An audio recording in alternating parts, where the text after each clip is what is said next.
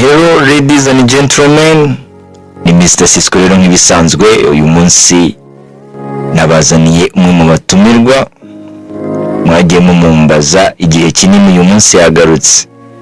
Rero ndabashimira cyane ku bantu badukurikira umunsi ku wundi, abantu bose bakoze subscribe, abo bose ndabashimiye kandi mukomeze kuryoherwa n'ibiganiro byose ngenda bagezaho umunsi ku wundi.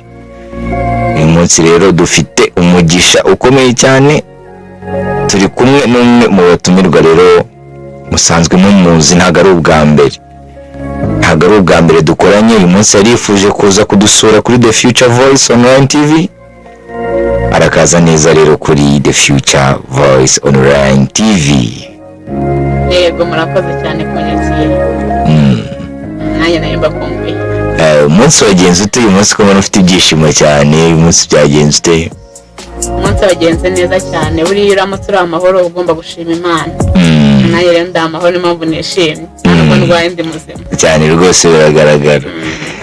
Mwiza, uyu munsi wawutangiye ute, usoza ute? Umunsi wanjye watangiye neza, ngera amasaha uracyameze neza, ndi muzima, nta wanjye urwaye, nta wahuye n'ibibazo, rero niyo mpamvu ngomba kwishima, meze neza cyane. Uyu munsi hari icyo wafashe se? Ntabwo zagera amasaha nta kintu ndafata, nagifashe mpamvu ubona nishimye. Rero umuntu ushonje ntabwo agira ibyishimo. Rero urakaza neza cyane rero kuri The Future Voice Online TV. Ndagushimira cyane rero. Ubushize twaganiriye ku bintu bigiye bitandukanye, tuganira kuntu wari mugenda ugira inama kuko ufite experience igiye umva itangaje cyane bitewe n'ubuzima bwose wagiye ucamo. Uyu munsi rero udufitiye iki? Uyu munsi mbafite inama nyinshi nshaka kubagira, abamama, abakobwa, inama nyinshi nshaka kubagira. Hari abana rero baba abana n'ababyeyi batari ababo. Ubwo mbivuze neza ni ukubana n'umuntu utari mama wawe, utari na papa wawe. Rero hari ababyeyi baba bafite nk'abana nyine batari ababo, ugasanga babafata nabi. Abo bantu ni iki wababwira, ni iki wabavugaho nkawe nk'uko ubitekereza? Ni iki wabavugaho kuri abo bantu? Bivuge neza, urumva nk'abana, hari ababyeyi b'abamama gushaka umugabo afite abana babere mukase. Icyo nagira ababyeyi bafite abana babere ba mukase babafata neza, bakabafata nk'ababo, kuko urabona nk'iyo ushakanye n'umugabo wenda umugore we yarapfuye akamusigira abana, urumva ugiye kureba abana batari abawe, ugomba kubafata neza nk'abawe, nawe ntuzi ko ejo bizagenda. Rero hari ababyeyi bafata abana babandi batari abawe, bakoze ko atari amaraso atari abawe, ukabafata nabi, ukabahata imirimo, ukajya ubatoteza ko atari uwawe. Ibyo ntabwo ari byiza pe. None wowe niba ufashe umwana si uwawe ukamufata nabi, wowe utekereza ko ejo uwawe bimubayeho wabyishimira? Ababyeyi mwe niba muzi ko hari ababikora, mwisubireho, mufate abana mubafate nk'abanyu, kuko nawe wawe bamufasha nk'uko waba umufata nabi ntabwo byagushimisha. Nabagira inama cyane, umwana wese ni umwana, kandi umwana niba abuze umubyeyi, mubere umubyeyi nk'uko nawe ashaka kumubera umubyeyi ko ntawe afite. Akwisanzure nka mama we, mwiteho, mugure nk'ibyagura abana bawe ko bari umwana, bari amaraso y'umugabo wawe. Ugomba kumufata neza. Ese ibyo bintu byaba byarakubayeho ko mbona uri kubivugana ufite agahinda cyane? Oya, ntangiye ntabwo byambaye, ko mfite abashitangi benshi byagiye bibaho, ukambwira uburyo babayeho nawe no kuntu uwo mubyeyi atari mama wamufata, kumva nangize agahinda, nkavuga se uriya mubyeyi ufata umwana kuriya, ari we bari kubufata kuriya, yabyishimira? Niyo mpamvu nanjye bimbabaza pe, birambabaza kubona umwana abayeho nabi kandi akabaho neza, ntabwo ari byiza. Buriya hari n'igihe usanga nk'ubwo nguko nk'umubyeyi uburera nyine abo bana, abo bana baba bataraba, ariko bakaba abana n'abana n'ubundi wenda nk'urugero hari umwana umwe yareze si uwe, hari n'abandi bana be noneho babiri wenda nk'urugero be afite babana mu rugo rumwe. Rero ikintu nibaza nka buriya umunsi aramutse wenda yitabye Imana cyangwa akava ku isi, n'ukuntu yafataga uwo mwana nabi, ubwo abasigaye wowe urumva bizagenda gute? Urumva abo basigaye bitewe n'ukuntu mama wabo yafataga umwana nabi, ntabwo umwana yakwisanzuye niyo yagira icyo gufasha ntiyagufasha, yavuga ati n'undi mama yamfashe nabi nanjye nakwiturihe neza. Gira neza uzayisanga imbere. Mwana umufata neza nubwo yaba atari uwamubere mukazi, nawe ejo wahura n'ikibazo cyangwa wagahura n'ikibazo azahura n'andi bamufate. Berega iyo ugize neza uyisanga imbere neza ugize, ushobora kuzagirwa neza n'umwana wawe, umwuzukuru bakamugira neza. No kugira neza ni byiza, guhemuka ntabwo ari byiza. Nibyo cyane rwose. Hari abana baba ku mihanda, si uko aba ari ubuzima bahisemo, hari abajyamo kubera ibigare, hari n'abandi bajyamo noneho bitewe n'ubuzima baciyemo cyangwa ubuzima bubi barimo, bigatuma wenda nk'ababyeyi babo barabataye. Abo bana baba ku mihanda wabagiriye inama? N'abana bari ku muhanda babayeho muri ubwo buryo, badafite aho ababyeyi babo babasanga, muri make badafite aho bajya. Yego, nabihanganisha. Rero buri mwana ushobora kuba ufite ubwenge, ufite intekerezo, nubwo uri ku muhanda ukibona nk'umuntu kumva wakifuza ko yakubera umubyeyi. Hari abantu beza ukaba wamuganiza ukamubwira ati njye nta muryango mfite, nta babyeyi mfite, ati wamfasha ukanyana mu rugo ukandera mu bana bawe ko nazakubera umwana mwiza. Yari umuntu mwiza ubibwiye nanjye namwemera, siswe naye namwemera. Naye mbaye mfite urugo nkabona umwana umeze gutyo namwemera pe, kandi namufata neza nk'uwanjye, kuko nanjye ejo napfa wanjye akajya ku muhanda umva neza nawe nagiye undi nanjye bayinitura, umwana wanjye bakamukura ku muhanda bakamurera. Ese buriya mu by'ukuri birakwiye ko umubyeyi cyangwa umuntu uwo ari we wese w'umukobwa cyangwa w'umumama akwiye kwenda gukuramo inda cyangwa agata umwana we? Birakwiye? Ntabwo bikwiye pe. Icyo nanjye nta muntu nabishishikariza, nta no nabishimira, kuko icyo ni igikorwa kibi pe.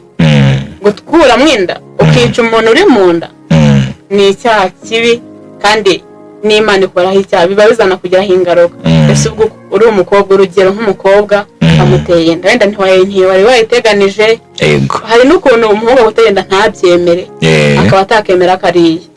Wowe urumva wemerewe kubikora, ihangane ubyara umwana umurere, ntubuzi ejo azaba iki, ushaka kuzavamo umuntu ukomeye.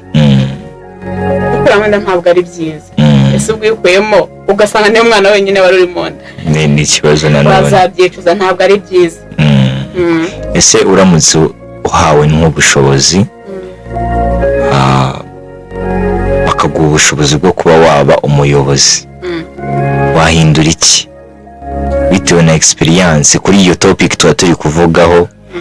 Ni iki, ni nk'iye ngamba washyiraho cyangwa ni iki wakora nk'umuyobozi ugize amahirwe? Ngize amahirwe nko kuba umuyobozi ukomeye, yego, iyo ikintu nahindura. Urabona nk'abana batewe amada atateganijwe, yego, bariheba bakajya wenda akavuga se nzagurira umwana imyenda nk'uyu, nzakurira amafaranga ngura umwana imyenda, nzamutunga gute ishuri, kandi umuntu wamuteye inda yari yihakanye. Njye nashyiraho nk'ikigo, gusa nyine mwajya munabigisha, kubera yuko ngewe mbivuze gutya bakumva ko mbashyigikiye. Ntabwo mbashyigikiye pe, ntabwo nabashyigikira kugira batware inda zitateganijwe. Nashyiraho nk'ikigo bajya bajyanamo abana. Urabona hari abakobwa batwara inda nta bushobozi bwo kwishyura abana ishuri, nashyiraho ikigo abana bafite ababyeyi ba mama wabo gusa badafite ubushobozi bakajya babigishirizamo. Ese buriya mwiza, ni irihe somo yakwigishije mu buzima bwawe ukavuga ngo rino somo ndaryize sinzongera, kandi n'undi muntu wese uzagerageza kurikora nzamugira inama kintu ntazagikore. Iryo kosa ryaba ryarigize rikubaho, hari ikintu cyaba cyarigize kikubaho mu buzima bwawe. Yewe ubushize narababwiye ikosa ryambaye nkanicuza cyane no kuva mu ishuri. Ikintu kibi cyambaye nkumva na n'ubu ndacyakicuza. Yego. Nta kindi kibi kirambaho, Imana izana bindinde. Gusa kiriya cyabaye nkava mu ishuri barabyicuza nk'abana twiganaga bari kaminuza. Nanjye birambabaza icyo gikorwa rwose. Nanjye ndigaya. Ndigaya pe ndigaya. Abana biga mu bishyira umwete kuko kuri iki gihe nta kintu wagera utarize. Yego. Hari abana rero badakunda kwiga. Hari abana ushobora gushakira buri kintu cyose, igikoresho icyo ari cyo cyose, ibintu byose azakenera, ishuri ryiza, amafaranga azifashisha, ariko ugasanga ni wa mwana udakunda kwiga, ni wa mwana utazi agaciro k'ishuri. Uwo muntu wamugiriye inama?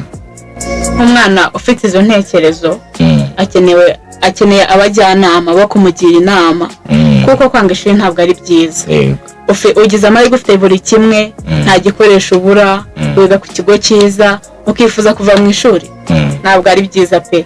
Wa mwana niba udukurikiye, kunda ishuri, ushyire umwete, wige, kuko iyo wize hari aho bikugeza. N'uwo muntu wize ntabwo ari kimwe n'utarize, afite ubumenyi, afite ubwenge, afungutse mu mutwe. Nashyire umwete yige pe, nta muntu nashishikariza kuva mu ishuri. Ese buriya abantu bose bize niko babaho neza? Oya, ntabwo ari ko babaho neza bose. Hari ukuntu wiga, wasoza kwiga ukagira inshuti mbi, abita inshuti mbi.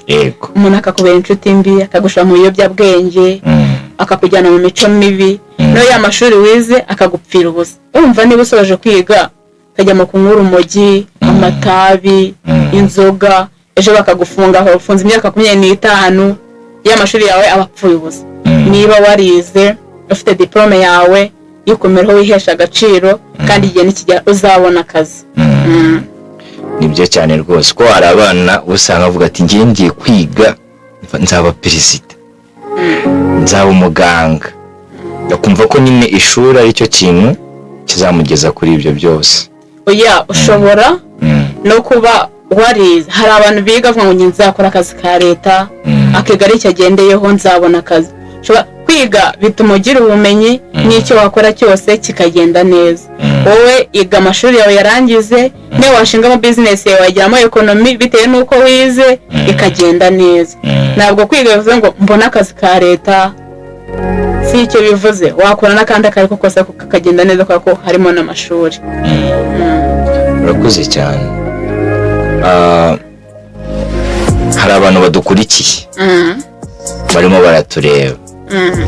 Hari abantu bakoresha imbuga nkoranyambaga, ugasanga umwanya munini bamara kuri TikTok, Instagram, bascrollinga, birebera utuntu dusekeje, ugasanga hari ibindi birengagije. Ese niyihe nama wagira abo bantu? Abantu bira ku nkoranyambaga nta kindi bakora, wenda kandi bataninjiza, si ukwinjiza, se no gushimisha abantu gusa. Wowe nta nyungu bifite, wumva byakumarira iki? Kora ikintu kigufitiye inyungu, ejo uzabona koze ikintu kintwara umwanya ariko kimfite akamaro, ari nicyo kimariye. Buri uyu munsi wagiye, urana nk'uyu munsi ntabwo uzagaruka ku buzima bwacu cyane. Umunsi utambutse ubugiye, rero umwanya ni ikintu wagombye guha agaciro, kuko uko iminsi igenda ishira ugenda uvuga ati urakiragenda gipfushije ubusa, kugira utazicuza.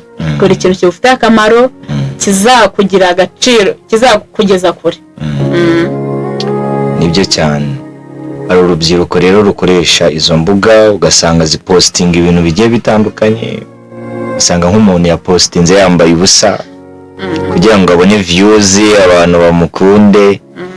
Mu by'ukuri ku ruhande rwanjye uko mba mbibona, nk'urugero nk'umukobwa uba ukora ibyo bintu, ejo bundi abazavamo umumama, abazavamo umubyeyi. Rero ntabwo bikwiye nko ku bantu bakora ibyo bintu, kuko buriya ikintu ushyize kuri izo social media ntabwo kijya kibura, ni cya kintu kigumaho imyaka ishobora no kugera ukaba wagisangaho waranashaje. Rero mba nibaza nk'igihe nk'abo bantu bakora ibyo bintu umwana wabo namara gukura akajya abona turiya yari mama, ni ikibazo gikomeye. Ni ikibazo gikomeye cyane. Nk'umwana wagiye kuri TikTok ntibora, si ikintu kibora, sintu uzajya ngo uhite ubisiba biveho. Nubyara umwana niyo agiye imyaka 20 azayibona ngo mama nuko yari ateye. Umwana buri kumuhiza ihe nyigisho. Niba uri kuri TikTok wambaye ubusa, nturi kwinjiza ntacyo bikumariye, kwereka abantu kuteye gusa ibyo ntacyo byamara. Umwana nta nyigisho uri kumuha. Ejo umwana nawe ajye kuri TikTok yambara na mama yarabikora. Ibyo ntabwo ari byiza. Njye mwesha agaciro umwana wawe uvuga ati ejo azanyumva amakuru meza. Iherezo na ese mama uhara ukuntu umuntu ngase mama nshaka kumenya amatsiko. Mama kiri muto yari mu gihe nkuru ndimo yari ameze ati none hajya umuntu ngo ati yajya kuri TikTok ajya ureba agasanga wambaraga ubusa, witwaraga nabi. Ibyo ntabwo byashimisha umwana. Nawe bita bimuhi izindi ngero mbakabona mama yarabikoraga nanjye kambikore. Niyo waba hari ukuntu umuntu akora ikintu akicuza nyuma, ushobora kubyicuza bitagishobotse, gikora ikintu utazicuza, kandi ikintu uri gukora uyu munsi uri guha abana barugero. Urakoze cyane mwiza. Nkunda kugira ibitekerezo bizima kandi utanga inama cyane. Inama zawe ziramfasha nanjye. Njya nkunda gutanga amagambo yahindura ubuzima, ariko nawe hari amagambo umbwira nkumva ni sawa kabisa. Rero ku bantu badukurikiye, ayo ni amakosa rero agenda akorwa buri munsi ku bantu bagenda bakora ibyo bikorwa ku ma social media. Usanga bashyira ibintu bidafututse kugira ngo babone views, abantu bakunde. Nubwo waba wamamaye, kwamamara ni byiza ni sawa, ariko ukamamara mu buryo bwiza, ukihesha agaciro. Rero ndashimira cyane mwiza kubw'inama ze. Ndamushimira cyane. Ikibazo cya nyuma turi no gusoza, ugiye kutugira inama nk'urubyiruko. Urubyiruko muri rusange niye nama wabagira? Abantu bashaka kugera kure, abantu bafite inzozi zabo, abantu bafite impano zigiye zitandukanye, mbese mu ngeri zose. Uyu munsi wadusuye, ndakeka ko uyu munsi kuzongera kwenda kubonana bizaba bigoye cyane. Uyu munsi rero ndashaka kudusigira impamba y'ubuzima. Utugire inama, utubwire koko niye nama rero wagira urubyiruko cyangwa abantu bose muri rusange? Nk'urubyiruko inama nabagira, mwitware neza, mwifate neza. Arana nk'umusore niba gukunze arifuza kuzana amatako yawe, kandi none wowe ushaka kuyamwereka atanabigusabye, harayabona buri munsi nazakunda gukurikiye nana gukunda bizaba ari irari. Mwiyambike, mwambare neza, mwihesasha agaciro. Nawe mwabasore mwe mudukurikiye, nujya gukunda umuntu ujye ugira intekerezo, ujye ubanza ubitekerezeho kugira ngo mutazamara kubana ukicuza. Shaka kumukundira ubwiza afite, isura afite, mwajya mu rugo akaguhinduka. Ubanza utekereze neza, bari umukobwa ufite intekerezo nzima, wambara neza akikwiza, utazajyana iwanyu ngo baguseke uvuga ati uriya yabuze abandi banakunda. Mwihesha agaciro. Urakoze cyane rero kubwo impanuro zanyu banyakubahwa. Ndagushimira cyane rero kubwo uyu munsi mwiza yatubwiye ibintu byinshi bigiye bitandukanye. Turamushimira cyane kandi nizeye ko n'abadukurikiye hano bose mwize byinshi yagiye avuga mu ngeri zose zigiye zitandukanye. Nizere ko hari icyo ukuyemo kandi ugomba guhindura guhera uyu munsi. Ni Mr. Sisco rero nk'ibisanzwe nari ndi kumwe na mwiza nk'umutumirwa. Ndabashimira cyane rero. Ni kuri The Future Voice Online TV. Ibuka gukora subscribe. Nubikora icyo gihe uzajya uhura cyangwa ubona ibiganiro bigiye bitandukanye birimo inyigisho, amagambo ahindura ubuzima, inkuru zigiye zitandukanye, n'ahandi hantu rero uzabisanga kuri The Future Voice Online TV. Dusoza rero ngiye kubwira mwiza agira ikintu atubwira agiye kuba Mr. Sisqo. Natwe tugire n'inama noneho nadusoreza aka kanya ubaye umunyamakuru. Akamba umunyamakuru. Yego. Ana nk'abanyamakuru. Kwanza mbaye umunyamakuru ngiye. Yego, ubu ngubu niwe ugiye kuyobora unadusoreza. Ni njye ngiye kuyobora. Yego. Bantu mudukurikiye mujye mukora ku biganiro byacu birimo inyigisho nziza kandi zifasha zihindura ubuzima. Icyo nababwira nk'umunyamakuru ko naye naba umunyamakuru. Yego cyane rwose. Mujye mukunda ibiganiro byacu birigisha. Kandi mwitware neza, mwifate neza, mwihesha agaciro. Icyo nababwira mbashimira ku bantu badukurikira, mudusangiza nandi nabo bajye bari ibiganiro.